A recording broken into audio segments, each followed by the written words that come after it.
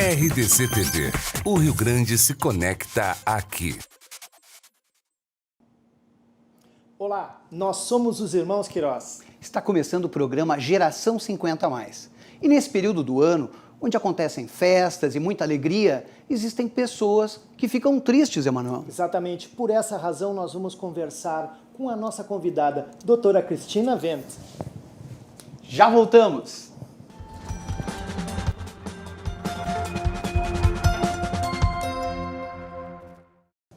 Pois é, começando então o programa Geração 50+, ao vivo aqui pela RDC TV. E você quiser participar, pode participar pelo Facebook, lá na RDC TV Digital, no Facebook, né? Pode assistir pelo YouTube, pode assistir pela TV, pelo site, ou seja... e tem os canais também, 24 e 524 da NET, em HD. Então você não tem mais desculpa nenhuma, pode assistir em qualquer uma dessas plataformas, porque a RDC é uma TV multiplataforma. Bom, participe também fazendo perguntas, se você quiser, para participar do programa ao vivo. Eu anunciei ali que nós estamos num período onde existem festas, as famílias se reúnem, os colegas de trabalho, alguns amigos antigos se reencontram também, porque é um período de comemoração. E o que acontece nesses períodos? Ao contrário desse momento de bastante alegria, de bastante reencontro, existem pessoas que às vezes até se isolam, pessoas que ficam entristecidas, justamente nesse período. Por isso que nós convidamos hoje a doutora Cristina Wendt para conversar conosco. Ela é psicóloga e vai conversar especificamente sobre isso. Doutora Cristina, muito obrigado por aceitar o nosso convite. Seja bem-vinda ao programa Geração 50+. Obrigada, Maris. A alegria é minha em compartilhar este momento com vocês. Isso é muito bacana, porque isso oportuniza para várias pessoas refletirem sobre esse tema, né, doutora? E eu acredito, inclusive, e tu vais nos comentar sobre isso, que isso é mais comum do que a gente imagina, né? Muito mais comum do que pensamos. Olha Muitas só. pessoas ficam extremamente desconfortáveis nesta época do ano. Tem um professor de psicologia do Canadá que ele disse o seguinte, que nesse período do ano, a mídia, né, ela explora demais essa ideia de alegria, de felicidade, talvez até eu vou usar essa expressão, uma espécie de um mundo ideal, né? E que as pessoas, quando se deparam com esse modelo, justamente aí que elas começam a se comparar com um modelo ideal. O que tu achas? Isso acontece mesmo e... Exatamente, perfeito. Existe até um apelo comercial neste sentido, não é?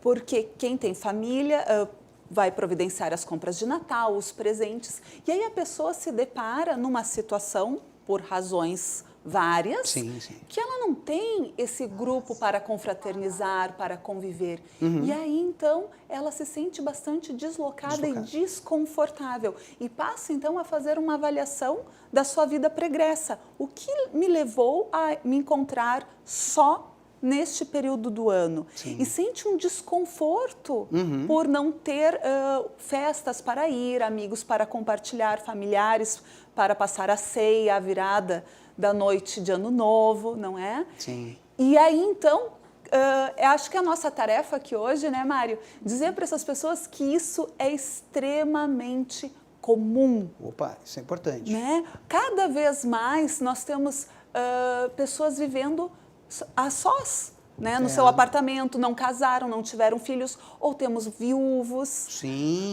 pais que os filhos cresceram e foram morar em uma cidade distante, em outro país. Exato. E uma coisa, né, Emanuel, tem também, como a doutora falou, eu vou usar, não sei se chegasse a usar essa palavra, que é ritual. As famílias têm um ritual que todos os anos acontece novamente, que é de montar árvore, como a doutora disse, fazer uma lista daqui a pouco das pessoas que vão receber presente ou não. Então tem todo um movimento praticamente previsível, e tem as famílias que ficam bem na expectativa daquilo, né?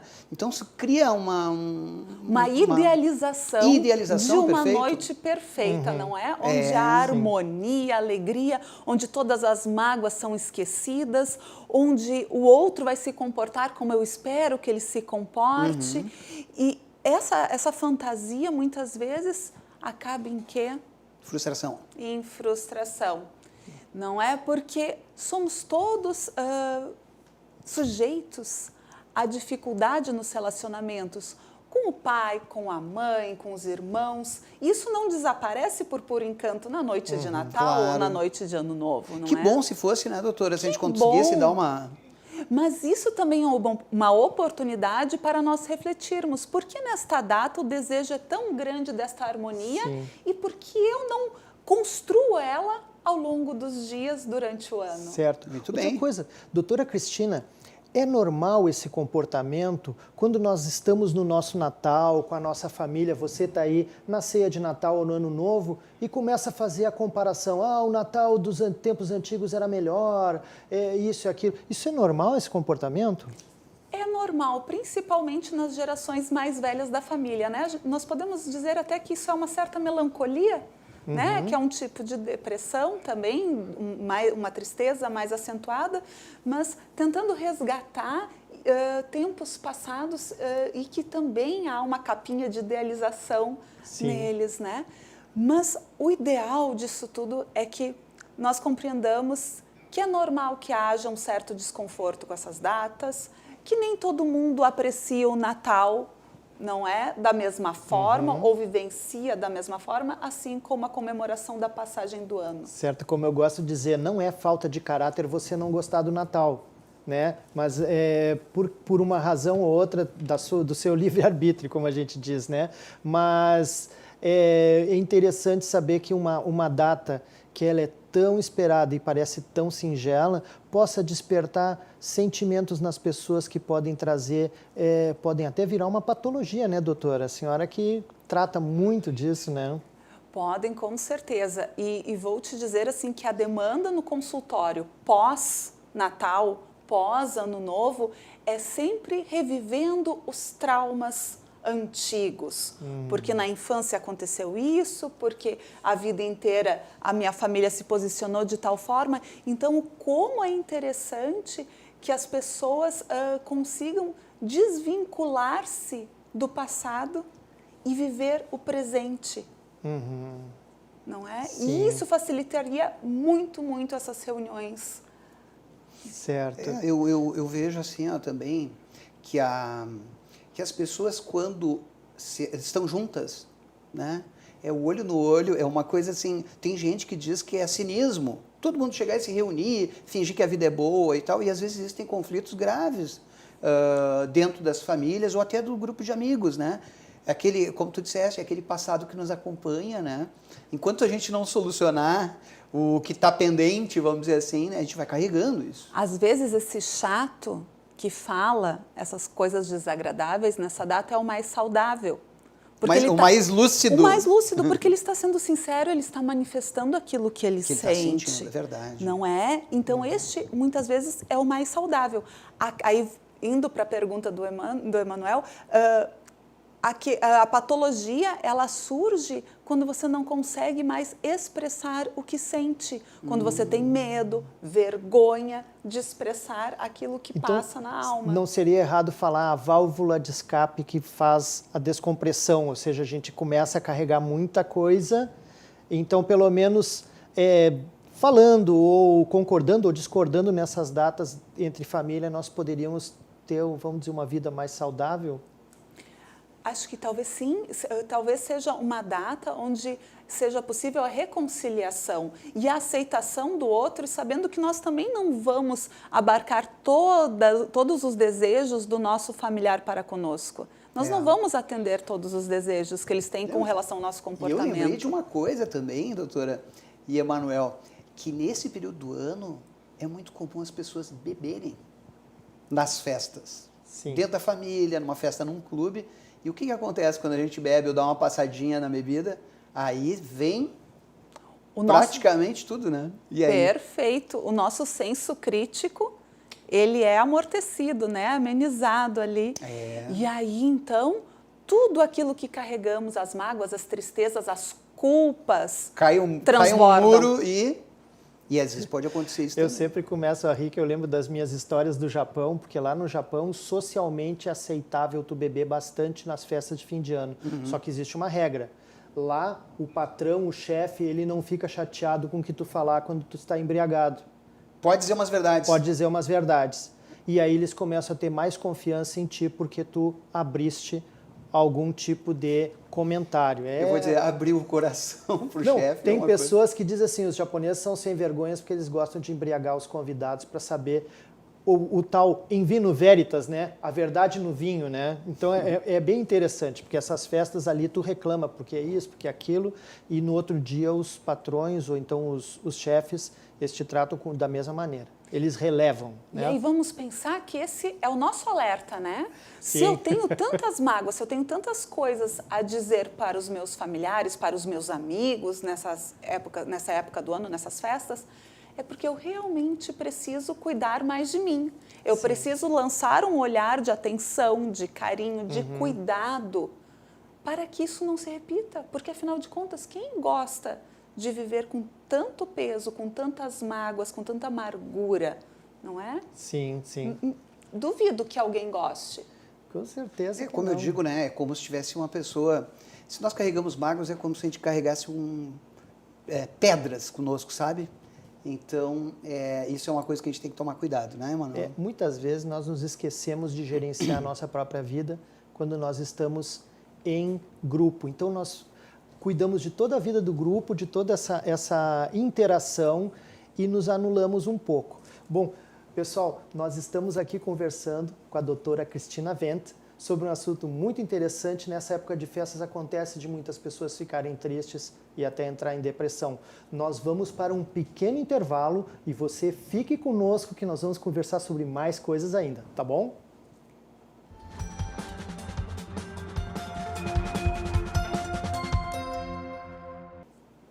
Estamos de volta com o programa Geração 50+, ao vivo pela RDC TV. Estamos conversando sobre um assunto importante, que é nesse período do ano, quando as pessoas ficam algumas felizes, outras ficam tristes. Algumas estão fazendo festa e se reunindo com os amigos, com a família, com os colegas, e outras se isolam, porque elas não estão se sentindo bem. Por isso nós convidamos a doutora Cristina Wendt para conversar conosco sobre esse tema. Mas também quero dizer para vocês, você pode participar ao vivo pelo Facebook, mandar pergunta para a doutora Cristina, para ajudar na nossa conversa, para participar pelo Facebook ali na RDC TV Digital. Uma boa noite aqui para a Ivanice Burger, que está nos assistindo agora e mandou esse recadinho pelo Facebook. Doutora Cristina, esse tema é interessante. A gente sempre conversa, né, Emanuel, que a gente tem a intenção de que esse programa possa ter utilidade para as pessoas, que as pessoas possam, no mínimo, refletir para que elas possam melhorar a qualidade da sua vida. E eu te pergunto o seguinte, tristeza e depressão, tá? Onde é que está a diferença entre um e outro, para que as pessoas até não confundam um sentimento de tristeza com a depressão, que aparenta ser uma coisa muito mais grave, muito mais profunda, né? Como é que a gente pode, não digo, talvez, quem sabe, identificar, como é que as pessoas podem, qual é o olhar que elas têm que ter para isso, para entender que uma coisa pode ser tristeza e a outra depressão? Perfeito. A palavra depressão, o termo depressão, se popularizou de uma forma que virou algo corriqueiro. Então, eu estou triste em função de um evento, fiquei desempregado, perdi um ente querido, me aposentei. Então, fiquei triste com isso. Virou sinônimo, então, né? Estou depressiva, a pessoa está depressiva. Sim. Não, a pessoa está sentindo uma tristeza que é natural, decorrente de alguma mudança, de alguma perda, de alguma situação específica. Sim. É natural, a tristeza é uma emoção natural tanto quanto a alegria, não é? Então, muitas das vezes nós estamos tristes. E é natural que fiquemos tristes 1, 2, 3 dias, chateados com alguma coisa, mas que então, após um período curto, os nossos recursos dão conta de solucionar a questão, né, em si. Sim. Depressão é um transtorno de humor. Isso precisa ficar muito claro. E dá para identificar? Como é que a gente pode... Podemos identificar, sim. Muitas das vezes, o primeiro sintoma é um afastamento. Uma pessoa passa a ficar mais silenciosa, era falante, ela passa a modificar os hábitos alimentares, já não tem tanto apetite, ou aquilo que era o seu prato predileto já não chama mais atenção, ou seja, aquilo com o que ela sentia prazer, gostava de correr, de caminhar, já não lhe causa prazer.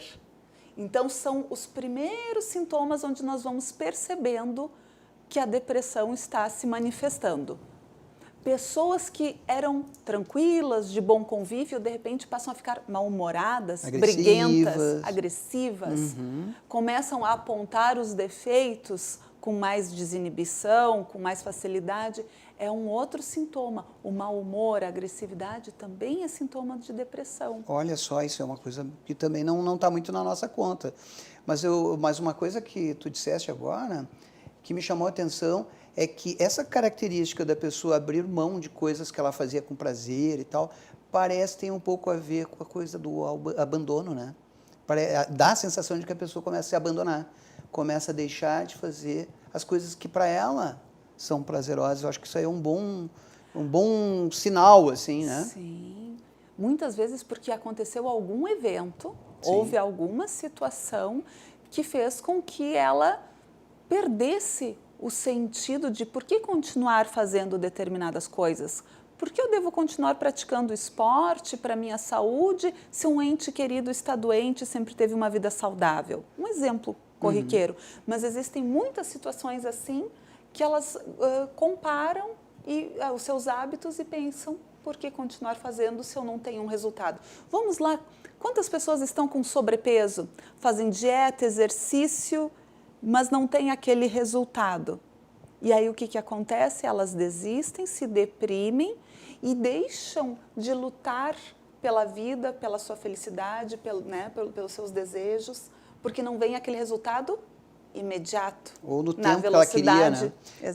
Como a gente tem essa coisa, né, Manuel? As pessoas querem que as coisas aconteçam daquele jeito, daquele momento.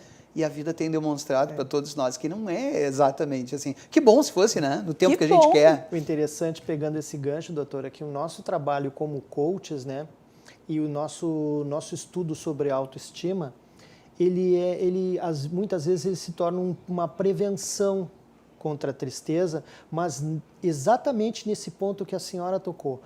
E ao contrário, por exemplo, a pessoa começar a acreditar na sua capacidade apesar dos resultados. Então, quando a pessoa, como se fosse, né, Mários, acender a sua esperança em si mesmo que um resultado não venha agora, mesmo que uma situação tenha se modificado, nós podemos construir outras situações, né? E vou lhe ser bem sincero, muitas pessoas nos perguntam sobre esse assunto de uma maneira a pedir orientação, e orientação, Exato. E nós nos negamos a fazer isso, porque a nossa profissão não nos compete. Então, e eu gostaria de lhe agradecer agora, de novo, a sua presença, para que nós pudéssemos aqui trazer para você que está em casa uma pessoa balizada para falar sobre esse assunto que é a doença do século, né? É a doença do século, a depressão. São muitas pessoas, Mários, existe um número da Organização Mundial de Saúde que diz que 5,3% da população do Brasil sofre de depressão. Né, doutora? Veja só, então, diagnosticadas, identificadas, quantos outros permanecem por trás das cortinas, né? Onde não se identifica esse quadro e ele vai progredindo e pode se tornar o que nós chamamos de depressão maior, ou seja, uma depressão que se estende por anos. Então você diz, o João, é aquele meu amigo mal-humorado, ele é chato. Muitas vezes isso é um transtorno depressivo que perdura por anos e se passa por uma personalidade, né, ranzinza, mais taciturno, não é? E não é. Eu usei no início do programa a expressão isolamento, tá? Pessoas que se isolam. Porque eu estava pensando o seguinte, doutora, nós vamos construindo ao longo do ano amizades, relacionamentos novos, preservando os que temos, quer dizer, tem toda uma construção de relacionamento humano durante o ano. Essa situação de tristeza, etc., ou até de depressão, ela fica mais acentuada quando chega o final de ano. Mas eu pergunto o seguinte, essa pessoa já vem durante o ano, então, não construindo essas relações? É isso? Tu entraste numa seara maravilhosa. Se é aquela bola de neve, né? Claro, porque ela culmina, ela chega no final e ficar mais evidente no final de ano. Mas o que ela construiu durante o ano para até combinar o ritual, né? Então, Claro. com a palavra, doutora É isso aí, Cristina. doutora. Vocês entraram numa seara maravilhosa, que é justamente isso, a perda das habilidades sociais. Os depressivos também perdem a capacidade de se relacionar de uma forma adequada. E muitos têm sim uma dificuldade de formar novos vínculos. Não é incomum essa queixa no ambiente clínico. Mas eu não tenho amigos. Eu me dou para as pessoas, mas eu não recebo retorno. Bom, então será que... Como é essa relação? Vamos analisar, porque às vezes esse doar é impor a presença, é impor a forma de se relacionar. Não há empatia, não se enxerga também o desejo do outro. Então, essa é a habilidade social, principalmente a empatia, que falta nessas pessoas e muitas vezes elas só precisam de uma pequena ajudinha a visualizar de uma outra forma essa situação e elas começam a se engajar. Então, é muito interessante, e se faz muito isso no ambiente clínico, propor locais para que essa pessoa comece a se engajar. Grupos de voluntariado. Nós temos, no caso de pessoas já com a idade mais madura, né, o adulto maduro, o idoso, onde nós temos universidades com cursos específicos para essa faixa etária. Sim. Bom, sempre gostei de cantar na minha juventude. Culturalmente, Porto Alegre é uma cidade rica, com muitos corais, com orquestras. Eu sou desafinado, mas eu gosto de música. Bom, vamos acompanhar a agenda cultural. Muitas vezes forma-se grupos de amizade que frequentam os mesmos locais. Sempre estão nos concertos, ou daqui a pouco tem um grupo que gosta de praticar dança, ou, né?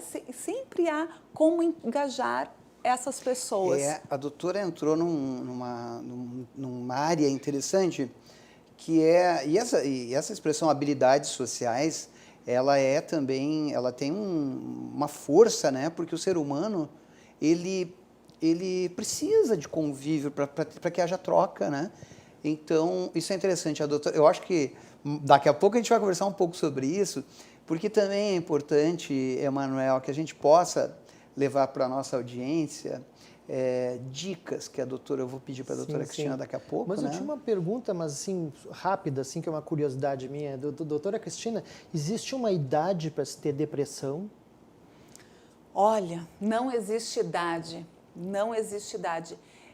Mesmo crianças com tenra idade podem apresentar esse quadro. É claro que nós temos uma incidência maior a partir da adolescência, não é? Sim. Por situações diferentes, contextos diversos, mas a incidência maior é a partir da adolescência. Sim.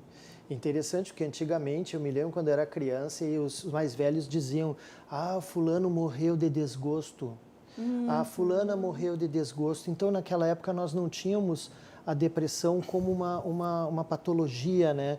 E já tivemos também a era do preconceito, que as pessoas diziam: não, depressão é uma frescura, né? Muito. E Fazia isso que as aí pessoas não tinham coragem de se assumir, né? não tinham coragem de assumir, talvez não existisse ainda um estudo que transformasse a depressão numa patologia, né, conhecida, e aí nós deixamos para trás um batalhão de pessoas que não tiveram tratamento, que não tiveram auxílio, que não tiveram alguém que lhes estendesse uma mão, né? E é muito importante que você que está aí também se ligue nesse assunto, porque muitas vezes isso pode estar perto de nós, né? E é muito interessante. Para mim é um assunto que ele é um pouco pesado, né? É um pouco pesado, mas vamos olhar pelo ponto de vista que nós estamos esclarecendo e tirando essa carga das pessoas que se sentem assim, Verdade. que se sentem sós, com vontade de ficarem isoladas nessa época do ano e que elas possam, então, entender que não precisam sentir vergonha. Não tem que se envergonhar disso. Certo. É o momento, então, para definir como eu quero viver a minha vida daqui para frente. Olha que lindo, né? Vamos aproveitar a mensagem do Natal e vislumbrarmos desta forma. Doutora, a senhora falou uma frase importante: daqui para diante. Você que está conosco, continue conosco. que no próximo bloco, depois desse intervalo, nós vamos falar sobre prevenção e vamos também falar sobre a cura, né? O que pode ser feito, tá? Com dicas aqui com a doutora Cristina Vente, tá? Continue conosco.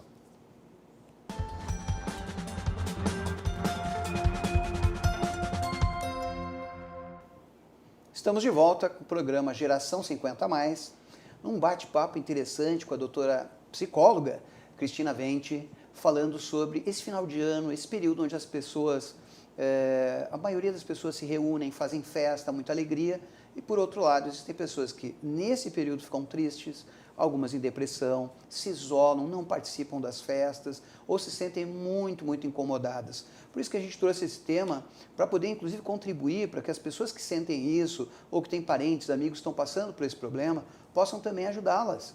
Porque agora, ou daqui a pouco, a gente já vai conversar sobre isso, prevenção, tratamento, como é que as pessoas podem lidar com essa situação. Mas eu quero dizer para vocês, a RDC TV, a rede digital de comunicação, está em várias plataformas. Nós estamos nesse momento ao vivo no canal 24 ou 524 HD da NET, nós estamos no YouTube ao vivo, nós estamos no Facebook, lá na página da RDC TV, onde você pode participar com as suas perguntas, com a sua opinião, com a sua participação é importante, tá bom? Nós estamos ao vivo agora. E eu quero, inclusive, mandar uma boa noite aqui, porque o Eduardo Franco, que está nos assistindo nesse momento, mandou aí um boa noite, então recebe um boa noite de volta. E agora eu digo o seguinte, doutora Cristina, existe tratamento, existe como prevenir, existe como identificar, isso eu acredito que é a coisa mais interessante, mais importante para que a gente possa, de alguma forma, contribuir para ajudar essas pessoas, né? Porque ninguém... eu acredito que o ser humano, ele quer ser feliz, ele quer fazer coisas que ele se sinta bem e que possa ajudar na sua vida. O que a gente pode dizer para esse pessoal? Muito bem. Para quem se encontra triste, deprimido, vamos dizer, existe tratamento, existe ajuda. O primeiro passo é o quê?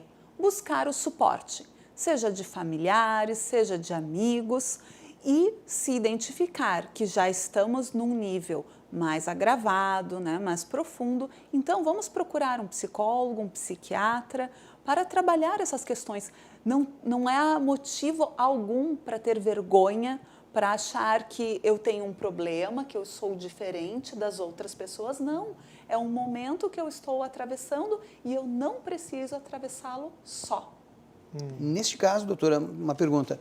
Neste caso, a pessoa, ela identifica alguma coisa, tem um ponto onde ela pode sentir assim, olha, eu preciso de ajuda. Como é que ela... Existe. Em geral, é quando a coisa já está num nível, a situação já está num nível severo.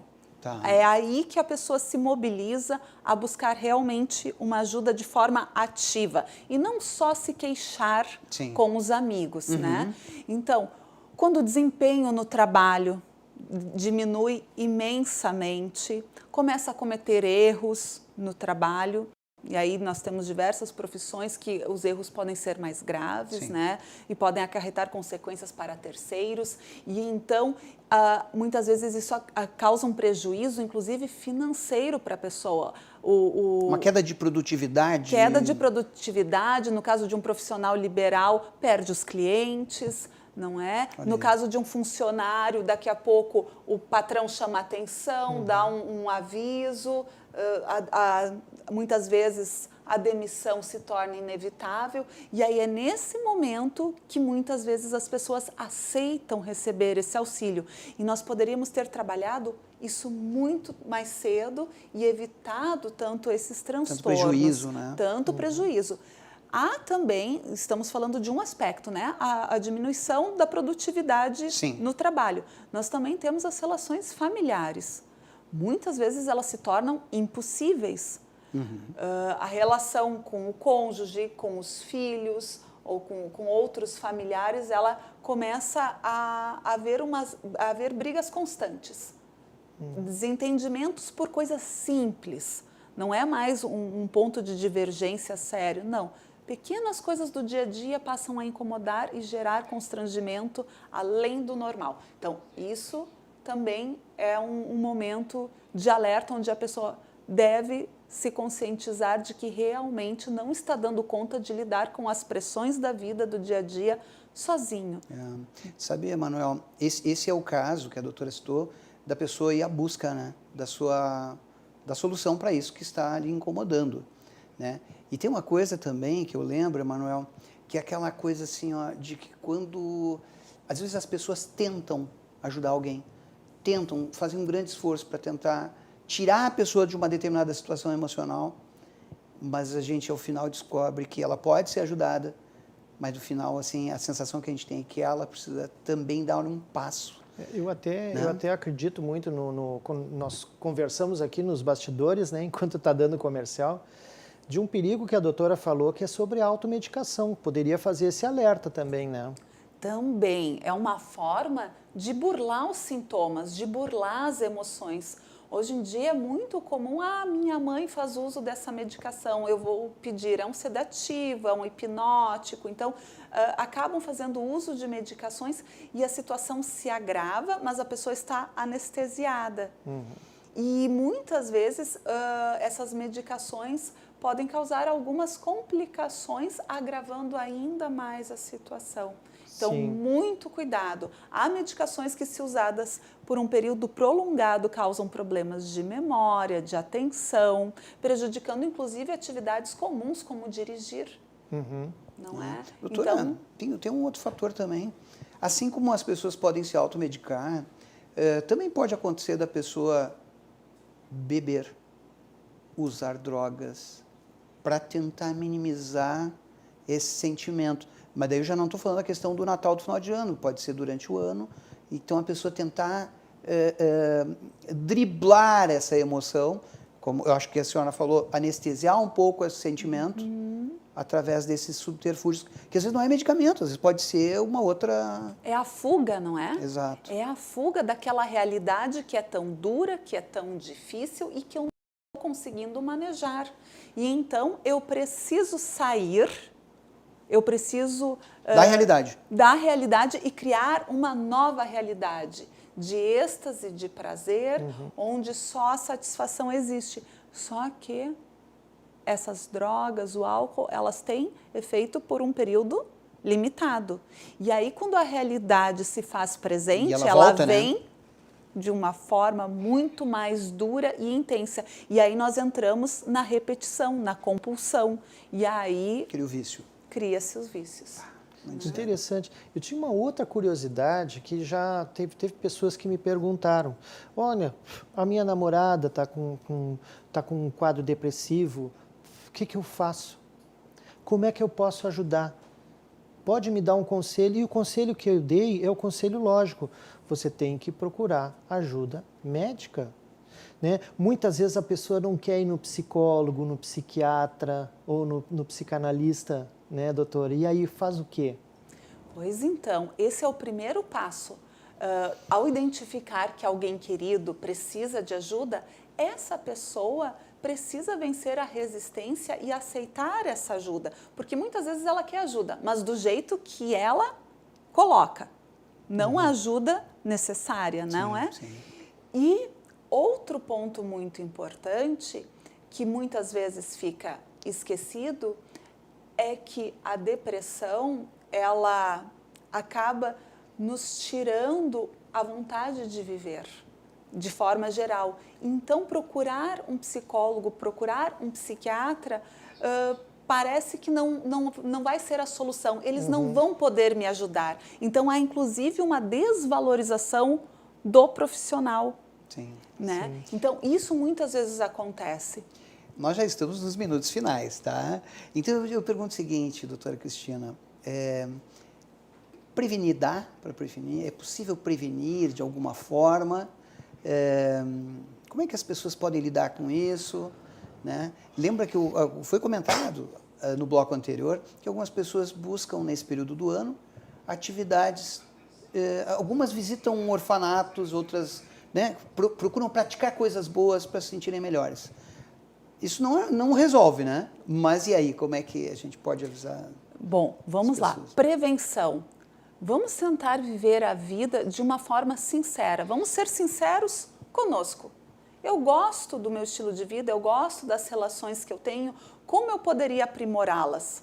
Né? Essa é a ideia, ter atividades que te personalizem, né? Que digam quem você é, que mostrem a sua essência, que mostrem os seus dons, as suas habilidades. Muitas vezes as pessoas não sabem quais são os seus dons, as suas habilidades. Então isso também é um processo de descoberta muito bonito que as pessoas realizam. Às vezes no consultório, às vezes elas não sabem qual é a sua cor preferida. Sim. Parece uma coisa tão simples. E nisso elas vão se sentindo vazias, despersonalizadas e não sabem quem são. No que elas são preciosas e às para vezes os seus familiares. Sabem tudo que os outros gostam, que os outros querem e se anulam, na sua personalidade. Isso faz parte muito do abandono. A pessoa começa a dar mais importância para o que está na periferia e acaba muitas vezes ficando com medo de enfrentar a si mesmo com os seus erros e seus acertos, né?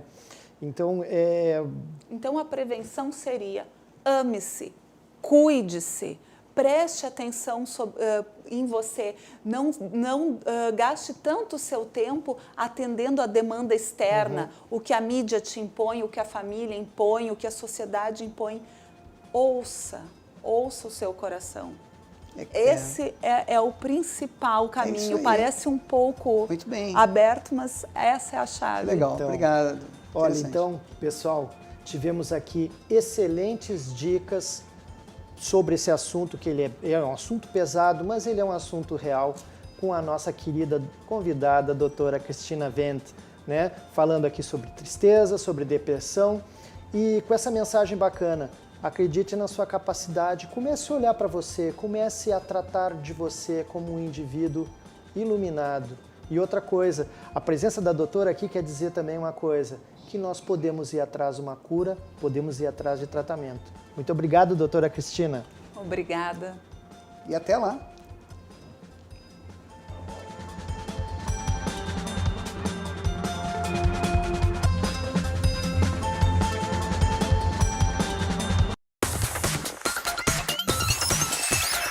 RDC TV. O Rio Grande se conecta aqui.